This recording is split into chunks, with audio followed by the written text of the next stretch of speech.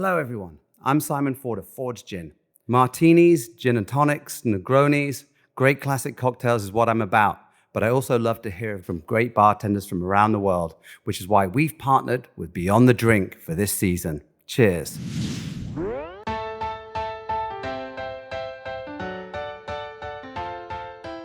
Well, you just heard from the man himself, Simon Ford, and we're glad this season of Beyond the Drink is once again brought to you by our friends at Ford's Gin. I'm Cappy, and in this series, we're going behind the bar. It's time to explore the journeys of the world's best bartenders, uncovering their passion, the latest gin trends, and of course, the social impact they make in their community. Beyond the Drink airs every other week, right here on Beyond the Plate. If you're new to the pod, welcome. If you've listened before, we're glad you're back. Let's go Beyond the Drink. Cheers. Today's guest is a bartender, bar owner, spirits and cocktail educator, and author whose influence reaches way beyond the four walls of his bar. His flagship spot in East London's Bethnal Green neighborhood is a global destination, winning Bar of the Year in the UK at the 2025 Class Bar Awards and landing number 21 on the World's 50 Best Bars 2025 list, not to mention a host of other accolades. More on him in the episode notes, or you could follow him on Instagram at Kev__Armstrong and at Satans_Whiskers. Please enjoy this episode as we go beyond the drink with Kevin Armstrong. Hey, Kevin, how you doing? Not too bad, thank you, Andrew. How are you? I'm doing well. It's great to have you, and I feel very fortunate to have you on the pod. I hear such good things about you and everything you do in the industry, so I'm excited to jump into it. Thank you, Andrew. Yeah, so I've been told that you have some of the best trained staff in the business, and I've also seen you've trained bars around the world sharing your philosophy and techniques. So before we get into everything else, what would you say your core philosophy is behind the bar or just behind a great cocktail? With the bar, ultimately bars need to be fun places to go, Andrew. Like we all sit here talk about drinks all the time, but the reality is you'll forgive an average drink if you've drank that average drink in an exceptional place with exceptional people. And we do a lot of stuff with drinks, but ultimately the philosophy is, can you create a space in which brilliant things happen? Because that is the hard bit. Yeah, that's really interesting. This is the second time this has come up recently. You always think cocktails. And the last person we spoke with, Alexis Soler in Nashville, same thing. She's like hospitality first and foremost, experience, and then, a cocktail, which is really interesting. It doesn't mean you can't do both. I think both are absolutely attainable. Like you'll still go back to a place that serves average drinks if you've had a great time there. Great times first. And so Satan's Whiskers serves, you guys change the menu up daily, is that right? This is correct, yeah. Okay, so I'm curious about that process, but I also have to ask, has anything ever come off the menu, like mid-service? Like you thought it was great, and then like you're tasting it in the middle and you're like, this isn't hitting like it was earlier. So in that respect, no, it's not. So the work that goes in advance means we're never in that position. So the only time you may consider having to pull something from a menu is because you've just had a big run on it and it's prep shortages. But even that is so rare. So, like occasionally we put things on knowing that we've got a little bit spare in the back, but all of a sudden you just sell 20 of them and then you're like, oh my God, we've not got very much left. At that point, you might have to pull it. But other than that, on a quality level or a taste level, no, never needed to do that. Are you working days or weeks or more out on those and you're pulling cocktails, or is that like a morning, afternoon meeting that you're concocting? So this is partly what makes us, I think, quite unique, is that it's none of those things. Once a bartender goes through the training process and we give them a key to open the door, that one bartender lets themselves in and they turn up at the building at whatever time, 1, 2 o'clock, and they will literally decide that day what they want to serve. There is absolute and ultimate freedom for them to write what they want to serve that night. And it can be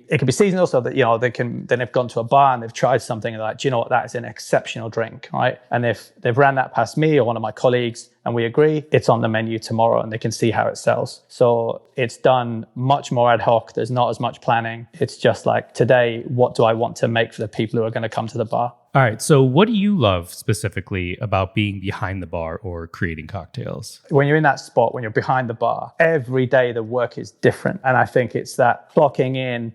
There is no clocking in. You're just there and new things are happening. You're dealing with hundreds of people. And whenever you do that, some exceptional things are going to happen. I guess you'll have those times where someone comes in, they're like, I'm coming in for one, and they're still at the bar 4 hours later. or you introduce them to someone else across the bar, and next thing you know, they're going for dinner together. Like having that capacity to influence someone else's night in a brilliant way makes the work, even though it happens in the same environment, you're in the same place, you're stood in the same spot, but the work is always different. And I've never ever got bored of that feeling. And then I guess on like a job satisfaction level, the nature of the work that we do specifically, where, as we've talked about, the menu changes, or every time a dispense check comes through, you're not working from a fixed menu of 12 drinks or 15 drinks that you just can nail all the time. This is different every single time. It's a practical challenge, it's a puzzle. So you get 5 drinks, you're like, okay, how do I execute these 5 drinks now at this moment? Because the next 3 drinks will be different, the next 5 will be different. And that kind of like needing to engage your brain to do the work is absolutely the thing that attracted me to do this job. So let people know what you do. Like, where are you now? Okay, so we have a small bar in East London. It's a neighborhood space, as you said, in Bethnal Green. It's a 50-seat cocktail bar in an incredibly low-key setting. And ultimately, we just make modern classic cocktails to a really, I think, exceptional level and at a very reasonable price. The kind of place you can just drop in, never feel guilty about. And that's what we do. I think like drinking should absolutely be democratic. You need to be able to walk past your neighborhood bar and be like, do you know what? Tonight, I do want to go in for a drink. And you don't need to think about, is it going to cost me too much? And you can do that 3-4 times a week if you want. And that kind of like democracy of sharing great drinks is definitely a key part of what the bar does. Can you share a little bit about how you got there? Been bartending for in excess of 25 years now. So I started in 1998. It's a long time. Worked in a really great neighborhood spot in Oxford as a late teenager. A brilliant bar with the most amazing horseshoe bar where, as the bartender on point, you were greeting every single person that walked in. And that kind of got me hooked. That kind of like instant engagement is just like one of the best things. So did that, moved to London in the early 2000s to go to university, ended up getting a job for a company called the Match Bar Group. And within a couple of years of working for that company, probably circa 2004, I ended up being in charge of all of the beverage programs for 9 bars across London that included the Match Bar Group, Trailer Happiness, which is a brilliant rum bar in East London, actually still there, a place called The Player. And then at the time, what was without a doubt the flagship bar, which was London's Milk and Honey. Just exceptional business to be part of and to be in charge of the beverage and training and operations of the bars across that space was just a brilliant job. Very cool. At what point did you know you were ready to do your own thing? I did a little bit of consultancy work in the kind of late 2000s into early 2010s. And then there was an opportunity came along with a couple of pals of mine. We were all out in East London and we were given an opportunity to open a pub. There was a lot of stuff happening in London at the time where pubs were struggling. So a lot of the big pub groups were like giving pubs away for what you call without a premium. So you didn't have to pay to get access. You just had to turn up, do the fit out and pay the rent. We opened this pub in the early 2000s and within a couple of years that had done well enough that gave us the chance to open the bar. So it was just the right thing came along at the right time and we were actually looking at another pub just next door to Satan's Whiskers and we came out of the pub and think maybe not. And literally 2 doors down from the pub, this agent was coming out of what is now Satan's Whiskers and he'd been showing another couple of guys around and we're like, whoa, what's in there? And he's like, come in, I'll let you have a look. And within 6 weeks, the site was ours. Really? Just a complete opportunity. Yeah. Weren't even looking for it. That's wild how that happens, huh? It's good. Yeah. Like so neat. So it seems like you get very inspired by experiences yourself. I'm curious, what inspires you? Is it your travels or going to other places or? Yeah, that stuff's critical. I think if you commit to doing something for a living, like seeing as much of how other people do the same work is the most valuable thing. You need frame of reference. You need to understand perspective. You need to see what other people are doing, how they're working. All of that stuff is an inspiration. Whether you choose to use it or not, or whether you think it's good stuff is a different matter. But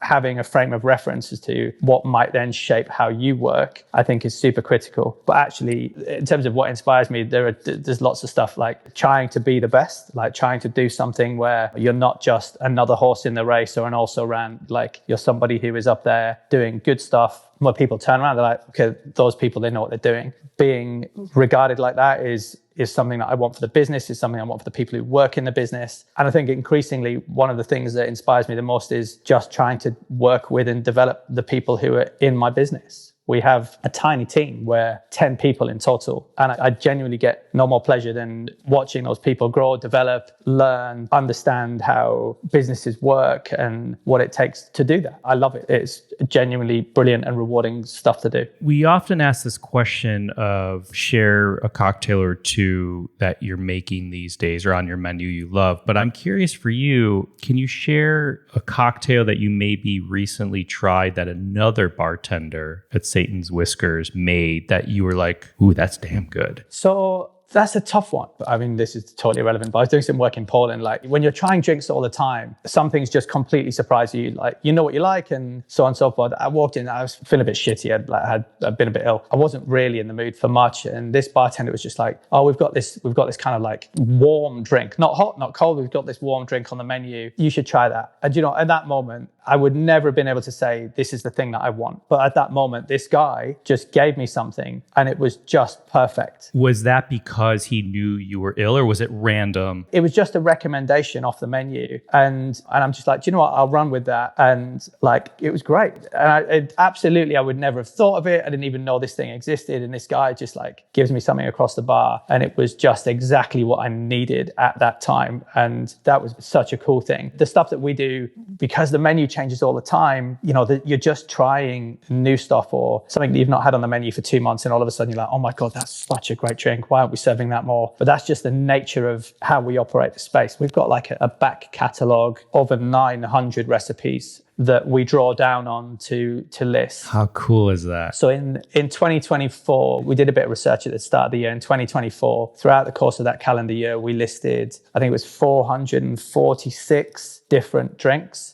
And that's just not listing for the sake of putting it on a menu. These are like, we've made all of these things and we've made multiple versions of them. And that doesn't include the things that people come in and ask for. So like, that's just the stuff that's hit our menu. And like, when you're learning how to make drinks, there's just nothing better than variety. You can make 12 things the same all the time. But when you've got to expand your repertoire and start making not just 50 drinks, but 100 drinks, and you get the chance to do that when things are on the menu, and you, rather than having to upsell and try and convince a guest that's the thing that they want, so you can make it, put it on the menu and you get to make it anyway. So like, I'm in the bar all the time and, there'll be a drink on the menu and I'll just be like, do you know what? I've not tried that for 6 months. Can you make it? And we'll make it before shift. And I'm just like, yeah, that's the one. I never get bored. That's when most of my drinking happens these days, in the daytime, Andrew, like just trying stuff in the daytime before it hits menu. Love it. That's so cool. What a neat whole process, if you will. I always say I hesitate to use the word trends, but what's exciting to you these days in the world of gin or just the world of bartending in general? So I kind of touched on this a bit earlier, actually. Like I'll get to the gin bit in a second, but in bars, increasingly, like so much of the drinks development stuff,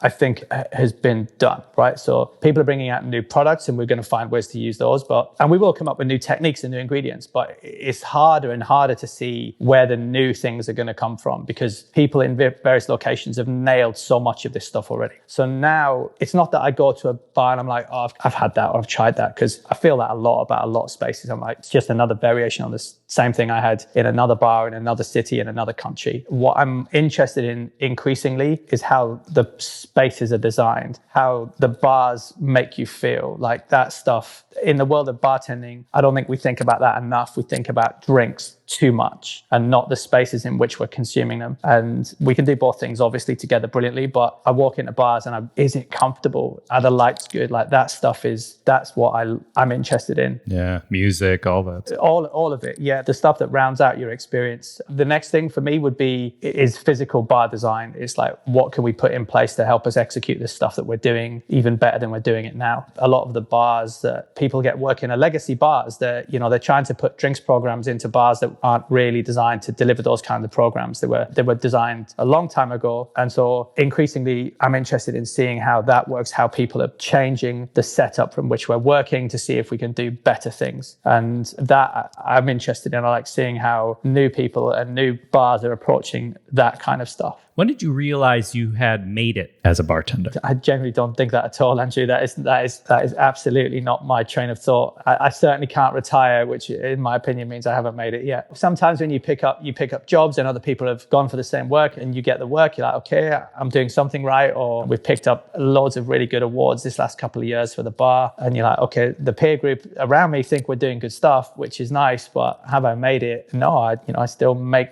drinks and run a bar business. To me, I've not made it yet. When you get those awards, do you celebrate them? No, not overly. I didn't get into this business for awards. The awards didn't exist when I started. There were no kind of like globally recognized awards for bars and bartenders at that point. There were some competitions in the early 2000s that were starting to gain traction for bartenders that would get you recognized. It did a lot of that stuff, won some of that stuff. But no, the challenge is when you've won stuff, how do you go back to the bar and be better? That's the drive. So we talk in the team, well done, we've done good work, but how do we keep that going? Only as good as your last drink, huh? You basically are only as good as your last drink. Yeah, but it's great for business, Andrew. I'm not going to lie. Like, it's some of the best stuff going for business. But no, we just get our heads down, get working, and do more stuff. Where do you go from here after all you've done? Where do you go from here? Keep plugging away at your... Yeah, a little bit. Keep plugging away. I think I've been looking for a new site for another bar for probably 2.5, 3 years. But the landscape here in London, anyways, to do that is challenging for lots of reasons, but finding the right space or getting the right deal. And I think there's a lot of time when people want to open their first bar, they can be too keen and they'll sign the wrong lease and take the wrong spot just to say that they've got their first spot. And that's a mistake. And I'm patient, and it's patience so far has served me relatively well. But I've been looking for a long time for another spot. And I guess I feel like I've got one more truly exceptional bar in me. I would love to do that. Like finding the spot where you just like, I know this is the one, and I know we're going to do good things here. And the drinking culture in London is a challenging one. And I'd love to be part of kind of reframing that a little bit and just do something in London that's just so exceptional that we claim back a bit of that. In what sense is it a challenging one? I know a lot of people who have businesses like mine who have found the last few years incredibly difficult. Just less money circulating, less people hitting the bars. London's always been a pioneering city for great bars. It's got an incredible legacy, and some of the best people have cut their teeth here and come through the city and done great things. But we're still opening great bars. There's still loads of good stuff to do here, but it feels like maybe it's getting harder and harder. So that just means we've got to work harder to get those people to come to us. And yeah, I think there's probably one more good bar in me if I can find the right space to do it. Love it. I'll be keeping my eyes and ears open, watching your whereabouts. Okay, so Kevin, our Beyond the Plate and Beyond the Drink listeners know that the podcast celebrates social impact with all of our guests. And it's really no different for the bartenders we speak with too. Learning how you all do it keeps us and our listeners inspired, I feel. And you all have your own way you do it. And so we'd love to give you a moment to shed some light on a cause or a charitable organization that you may want to raise awareness for. Can you share a little bit on how you give back or a story of how you've seen social impact during your career? So I do a little bit of work with an organization called Equal Measures, and it's a mentoring organization. So spend time helping people kind of push through ceilings a little bit, providing expertise where it might not be available. And it's just been a really great thing. I was working with a great guy called Carlos, and we spent quite a bit of time together last year just going through how you might start a business, where you need to look, what you need to look out for. And it's just such a great platform, and it's been a pleasure to be part of that and work with that. And another friend of mine has another organization called Celebrate Her, and just doing exceptional work. And these are people who've gone through and worked through the bars like we have, and have done something about some of the challenges that bartenders face and people who work in our industry face. And that's hard work, and it's any way that we can support that, and we've tried to help where we can. It is such good stuff. That's great. Thank you for sharing both of those. We'll share some links to those organizations in our episode notes. All right. So we have an audio newsletter we do called Heard every other Monday here Beyond the Plate, where I share a few things on my plate at the moment. It could be a restaurant, a product or ingredient, a recipe. I would love to hear one thing on your plate that we could maybe feature in an upcoming Heard episode. Yeah. Okay. So slightly influenced by some of the stuff that I've done, but just a fantastic new restaurant opening in the heart of central London called Motorino, which is just serving really great British produce, Italian food. It's got an exceptional bar where we might have had something to do with the drinks there, but one of the most beautiful dining rooms you'll set foot in. Almost impossible not to be just blown away by how cool this space looks. And to boot, the food is exceptional and the drinks aren't bad either. Kevin, this is so exciting to me because this is the first time in the history of Beyond the Plate and Beyond the Drink that one thing has been repeated by two separate guests. Simon also mentioned Motorino as his thing. That's wicked. That makes me so happy, so excited that you two are sharing it. Yeah, Simon and I had lunch together in another restaurant recently, and it's by the same business, and that was a great lunch. And this is opened more recently, and I took all my team there for a lunch about a month ago, and it was just such a great meal. Like, we got to try everything on the menu because there was a big group of us, and there wasn't a single thing that didn't just hit the spot. Yeah, it was great. That's so cool. Simon mentioned it, and I just started digging around on Luke and Stevie Paul and just like their backgrounds and the restaurant. It's so neat. So thank you for sharing that. I love it. It's a great spot. You need to get in there when you're in town. For sure. I'm hoping to make my way towards you all next year. So I've got a list of places, including yours, that I'll need to come in and check out. But thank you, Kevin, for taking the time to do this. Really appreciate it. Congrats on everything you're up to. Sounds so exciting. And thank you for being a champion. It sounds like you're just such a champion for the industry and for the business and the training and the staff and just everything all around. And it's really neat to see your point of view when it comes to the industry, not only in your bar, but the ripple effect you have outside of that as well. That's really kind. Thank you, Andrew. Really appreciate it. Nice talking to you. Thank you. Really appreciate your time. All right. Take care. Find all social media links for myself, Beyond the Plate, and Beyond the Drink guests in the episode notes and on beyondtheplatepodcast.com. As always, big thanks to the whole Beyond the Plate team. Don't forget to join us back here next Wednesday for an episode of Beyond the Plate, and every other Monday right here for Heard, our short audio newsletter where I'm sharing what's on my plate, from culinary insights to restaurants and recipes, all in just a few minutes. And if you have a moment, we'd be grateful for your support by rating, reviewing, and even hitting that subscribe button to the podcast. Thank you for listening to Beyond the Drink, a production of Beyond the Plate. I'm Cappy.